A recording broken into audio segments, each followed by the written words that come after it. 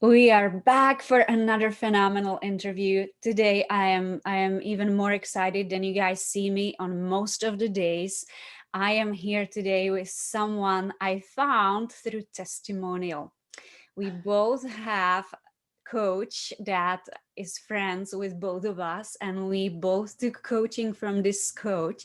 And how I found this beautiful lady, Coach Seraphine, Coach Sarah, was through this other coach. And I went through this other coach's website and I was looking through what she's doing. At the bottom of the page, I see this interview, and it was a testimonial. And I clicked on it, and ever since then I was like, I have to follow this lady. This lady is a powerhouse. I need to learn more from her. I need to see what she's doing. And that's how we connected. That's how we found each other. So I would like to extend a warm welcome to Coach Seraphine. Welcome to our show. We are super excited that you're here. And with that, I'll give it to you to say a few words, and then we go straight into your story, your background, if that's okay with you. Thank you. Thank you so much, Lenka, for having me here. And for those who are watching, hello, how are you? How are you doing? Yes, as Lenka has just explained, we met through a mutual coach who is actually a mutual friend. And it was an interesting connection, just seeing your connection. I thought, okay, all right. So you saw my testimonial. That's why that's why you signed up. That's wonderful. Testimonials do work, So it's a good thing. Well, as you might have seen, I am an executive coach. I currently help professionals take all their information, all their experience over the years, and consolidate that and create nice little packages that we can use to augment their income and create some wealth online over and above their jobs. The goal is to ensure that they can leave those jobs and come into what they want to do with whoever they want to do it on their own terms. That is so wonderful because that's what our audience wants to hear. They want to hear how to do that. And you guys probably noticed this beautiful accent that's going on, French accent. Tell us, Seraphine, where are you from originally? I'm from Kenya. I'm originally from Kenya. I live in Canada now. It's just been 2 years. I've been here 2 years. Yeah. Okay, beautiful. Yeah. And you have some really great career behind you. You started with positions as a you know administrative assistant, salesperson, sales manager, all Yes. kinds of jobs that most of our audience who are watching are coming from.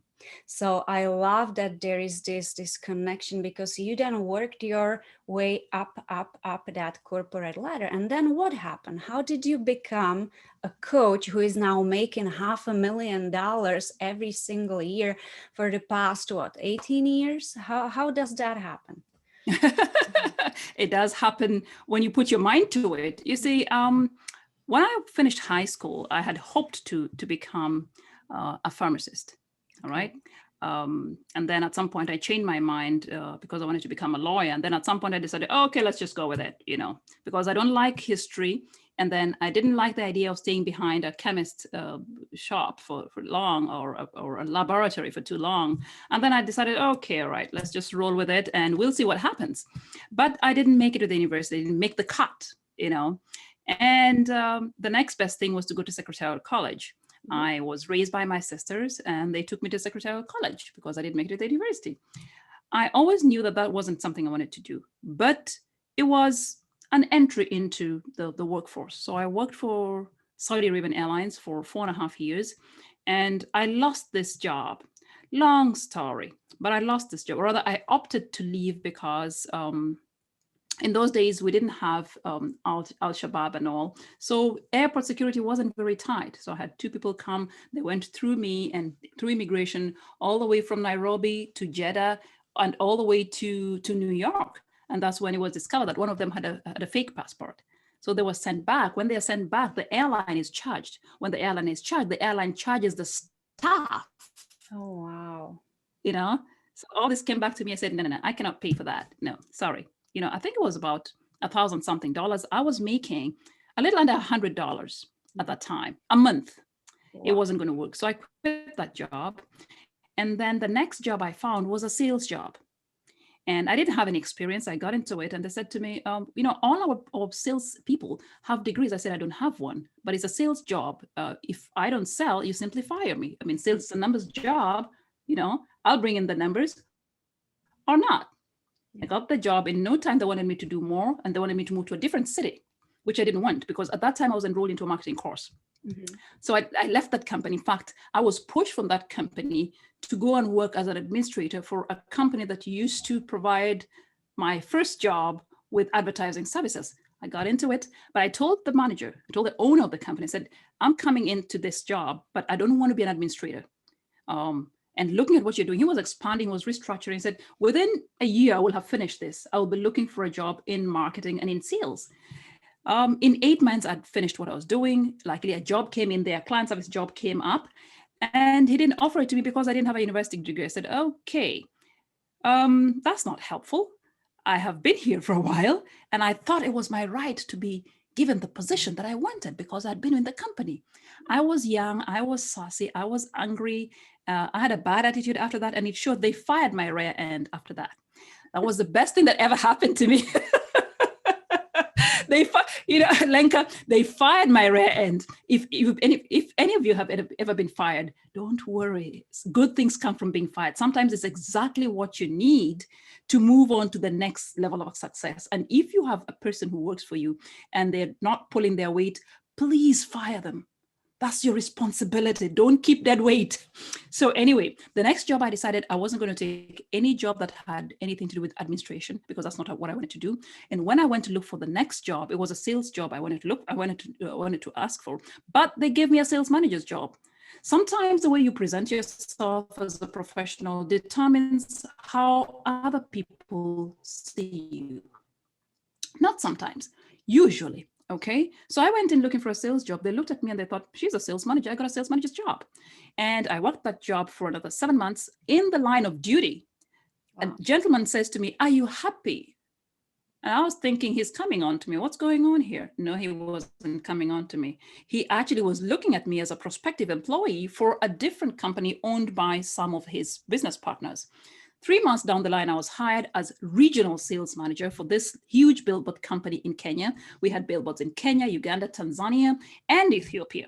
So I was regional sales manager for all these countries. Wow. It was a big job. It was exciting. It was intimidating. And honestly, I've never worked that hard. I really worked hard. 9 months down the line, I was very unhappy because I had started new business. I had brought in new staff, and it was very clear. With sales, what I love about sales is that you may not like my face, wonderful, but you cannot argue with the numbers. I show the numbers to you. Here they are. If it's $10,000, you can't argue with it. And it was a push and pull. But in the course of these 9 months with this company, I had learned so much. I had been exposed to all the multinationals that operated in Nairobi. All multinationals that operate in Nairobi are by extension operating in the region. So that's Kenya, Uganda, Tanzania, Rwanda, Burundi, Somalia, Ethiopia, Djibouti. So it was a huge opportunity for me. We were haggling over about $6,000 at the time.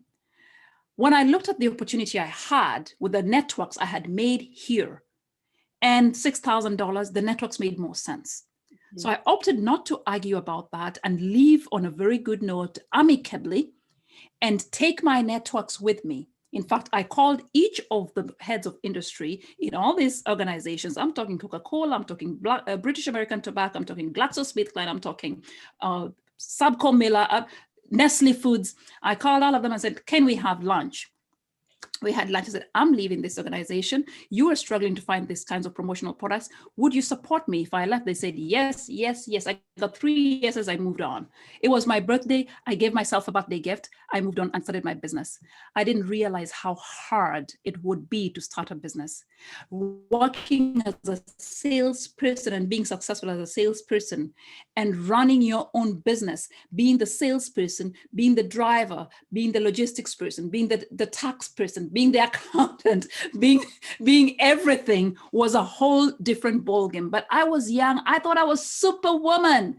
So I got into it with all my energy. And soon I realized, oops, Seraphine, you're way in over your head. To cut a long story short, about 4 years into the business, I was struggling. I had fired all my team members once and left one person, one gentleman who was my printer. And then about 3 years later, I looked around my team. I was getting to that point where I needed to fire all of them again. But it was time to look inward. You know, all these people don't come into my company every day with the sole intention of upsetting me, with the sole intention of doing something wrong. So if that first lot did something wrong, and this second lot is also doing something wrong to the point where I want to fire everybody out, it meant that there was one common denominator. That was me. And that's how I got into coaching. Oh, It wow. was it was a difficult admission to make, even to myself.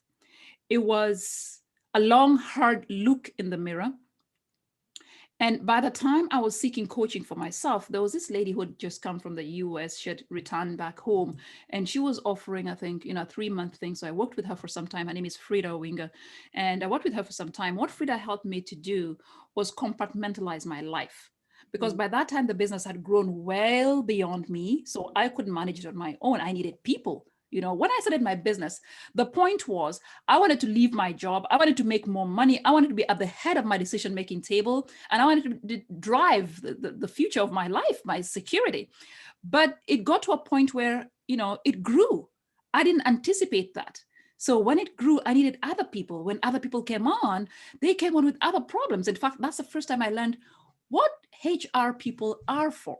Before that, I didn't understand why companies need HR managers. I understood for the first time because it becomes a different headache. And these are called growing pains in entrepreneurship. When you grow, you have pains that come with that because other people come in, they come with their peculiarities, they come with their requirements, they come with their bad habits from other companies, and some of them come green, so you have to teach them from scratch. It's a whole big school. I would call it. It was a whole big school for me. And at the same time, I was getting to the point where, look, I had people managing different parts of the business. So for the most part, I felt, I wanted to do more. I wanted a bigger challenge, I guess. I had started the company. It had grown. I was making more money than I ever thought possible. By that time, I think I was making about $250, maybe $300,000 a year for a woman who did not go to the university. So has not much business experience. I had 1 year business experience. That is, by my standards, and I'm sure by most people's standards, a success. But at that point, I was feeling, a little bored. I think I just needed the next level of success. And I looked around and I wanted to join all these boards. At that time, there was a big push for women on boards. So I wanted to join a board of directors, but I didn't have the time. It just didn't. And I also had a young family. I had 3 kids under the age of 5, actually under the age of 4. But back in Kenya, we have a lot of help and it's affordable help. So I had a nanny for each child. I had a driver taking care of them and I could do my work. I would be out of my house by 5 o'clock in the morning. I had hit the gym. By 7 o'clock, I'd be at my desk and I'd work until 7 p.m. And I'd go home. Kids had been taken care of. I had a teacher come home, take care of the kids with their homework. The nannies were there and I could spend quality time with my kids. I tried to do the homework thing with the kids. It didn't work. I'm not a great teacher for kids. No, I'm not. By the time we went to bed, everybody would be upset. So I thought, no, this is not how I want to spend time with my kids after a long day at work. So I got somebody else. Teachers do a good job with the kids. Let a teacher come and do her work at home. And when I come home, it's hugs and kisses and we're saying hello and good night and everything is fine. So with that taken care of, I was able to pursue what I wanted, which was to expand my leadership, to expand my horizons, to ensure that I could place myself on platforms that showcased me as a leader within my industry. And in that way, I also expanded my business because visibility is credibility, is profitability. So I joined a leadership organization. I think it's called Business Networking International. I joined the Business Networking International, and then I joined the leadership of this Business Networking International. It was interesting leading other people who are not my employees. They're not my children. It grew me in a different way, because that's a different level of leadership. They don't owe you anything. They're successful in their own right. It's a very different way you're going to handle them. And then I took a trip to Germany the next year, and I met this gentleman from BNI in Germany. So it's like a rotary thing, but for entrepreneurs. So this gentleman in Italy, in Germany, says to me, Seraphine, I'll pick you up from your hotel. I'll take you to our BNI meeting here before you go to your trade fair. And I met this gentleman. He's called Manfred Lucen. Mm-hmm. And we went to the BNI meeting, and then he dropped me off to the trade fair building. In the evening, he came for me and dropped me back to my hotel. And it was a bit of a distance. So we were chatting. He was an older gentleman, about 70 years old, I think. And I couldn't help looking at this gentleman and wondering, what the hell is he made of? What kind of material was this gentleman made of? He was the most positive person I had ever met in my life. I said, you must have a really wonderful life. What is it you're doing? I need to do the same thing. And whatever it is, that thing that's in you, Manfred, I want it. He said, what? I said, yes, you know what I'm talking about. That thing that's in you. He said, okay, you better sit down. I went back to upstairs to my room, put my luggage from the trade fair, came back, we had dinner. He said 2 words to me, Bob Proctor. Just 2 words. He said, Bob Proctor. And that was the end of the conversation. He told me about his business, how he made it, how he lost it, how he's happy with losing it anyway. And, a long story. He's an old guy who loved to talk, and I loved to listen. It was just amazing. It was refreshing meeting Manfred. I came back home 2 weeks later after I'd settled down. I called Bob Proctor's office in Phoenix, Arizona. And they said to me the coaching was going to cost me $6,800. This was way back in 2000.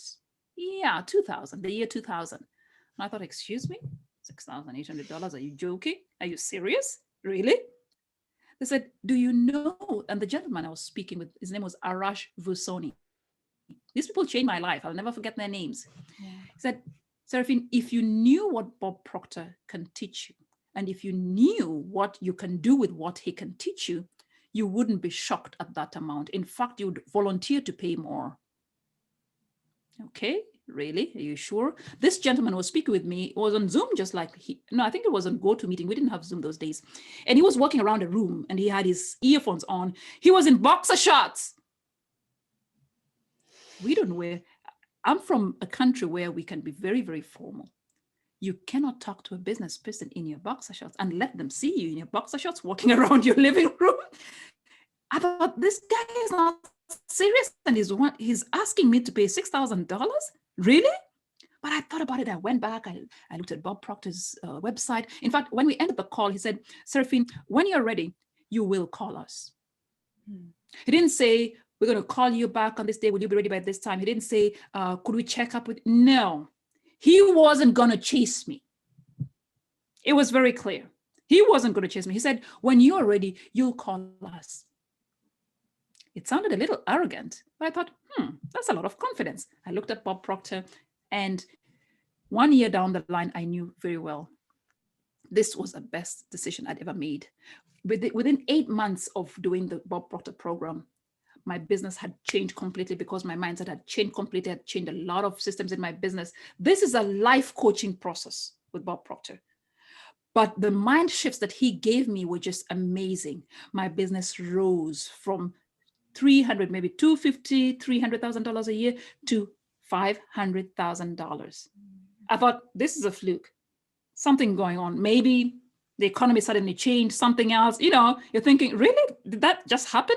Anyway, I was not just looking at the financial benefit. I was looking at just how I felt about myself, how confident I was, how sure I was about the decisions I was making, how I was relating with other people, and how I could be fine with somebody saying something I didn't like and somebody not liking what I said. And just the different situations that previously would irk me and get me upset and livid for several hours on end, sometimes days. I was finally just comfortable. You don't like what I said? That's wonderful. I don't like what you said either. And that's okay. And we can be friends and we can move on.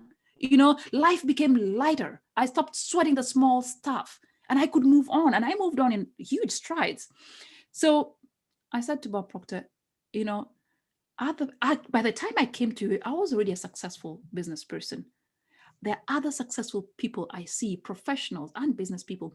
I want to give them exactly what you've given to me. Teach me how to do this thing that you've done with me. And he took me under his wing, and I spent another maybe 16 months working with him, certifying to be a thinking into results coach.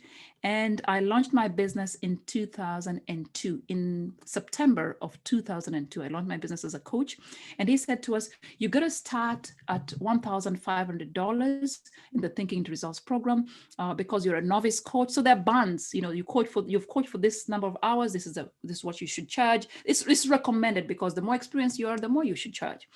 But I felt that at my level of success as an entrepreneur, 1,500 just wasn't worth my time. And when you look at when you start to value your time and drill down to the value of 1 minute of your time, at that moment in time, 1,500 just wasn't the amount of money I wasn't going to charge. So I started at $3,000 per person. And my colleagues, so we had a mastermind. We were about 26 of us around the world. So we had a mastermind. And my colleague said, Seraphine, are you crazy? I said, no, I'm just realistic. 1,500 is just not good enough. I make more than that already, so I can't charge $1,500 for a 12 session program. I'm just not going to do that. Yeah. And the first client I went to didn't argue. They simply asked, can I split this into 2 payments? That's all. If you're listening to me, I want you to understand that there's a certain value you peg to yourself. And that value is something that you carry, you speak, you ooze. So whether or not other people around you think you're worth that amount, you really are, if you can carry that figure without flinching, without smiling, without scratching your head, without biting your lip, wondering what the customer is going to say, whether they're going to accept it, whether they're going to think it's too much. I think I've spoken quite a bit. And if you have heard anything from me, is that you have to value yourself enough to decide what you want and go for it without stopping, no matter what else people around you think you should or should not. And whatever it is you have done before is only a stepping stone. It's not a limitation. It's not a boundary. You determine where you go, how you go, and when you get there. Just want to take this mic and just drop it.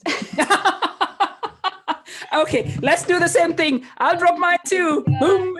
This was incredible. Thank you so much. I heard you say so many phenomenal things, and so did our viewers, our audience. I know that you brought them a gift with you today. What is that gift? So I have a checklist that you can use. I said that I help entrepreneurs understand how I help professionals and even entrepreneurs understand how they can make their business functionally, really be functionally online. So I have a checklist that you can use to just look at it. Consider it a fine tuning of what you're already doing right now if you're doing business online. And when I say doing business online, it's not making one post on social media and have 1 or 2 people buy into it. That's not business online. Business online is when you have a system of bringing people into your world and nurturing them in that world so that they can understand who you are, what you do. They start to like you, start to trust you, and eventually they buy from you. And this becomes a cycle that repeats itself with every visitor that visits your profile. So I want you to have a look at this checklist when you have a moment. It's something you do have to opt into if you like that. And look at this checklist. And if you have any questions, please let me know. Please let Lenka know, and I'll be happy to answer your questions as soon as I can. I believe that everybody wants to talk to you as soon as we end this interview. So have your phone ready, my dear. I will do so. Thank you so much for inviting me. I really appreciate the opportunity, and I have loved speaking with this audience, and I can't wait to hear what they make out of their lives in the next 2-3 months. I'm sure with all the other sisters that you're interviewing, I think this is going to be a great program, and I definitely want to see what else there is as well. I'm excited. I'm just as excited to hear what other speakers have had to say. Yes. It all is posted in our group and also in Everyday's email. So everybody has access to everything. It stays live. It doesn't go away. So you ladies and gentlemen, use it whenever you're ready. just like Seraphine was when When you're Bob ready. Proctor spoke to her. So Yes. have a Oh, wonderful day. Thank you so much. And for everybody else, I wish you a great rest of your day and apply what you learned today. See you guys tomorrow. thank you. Thank you.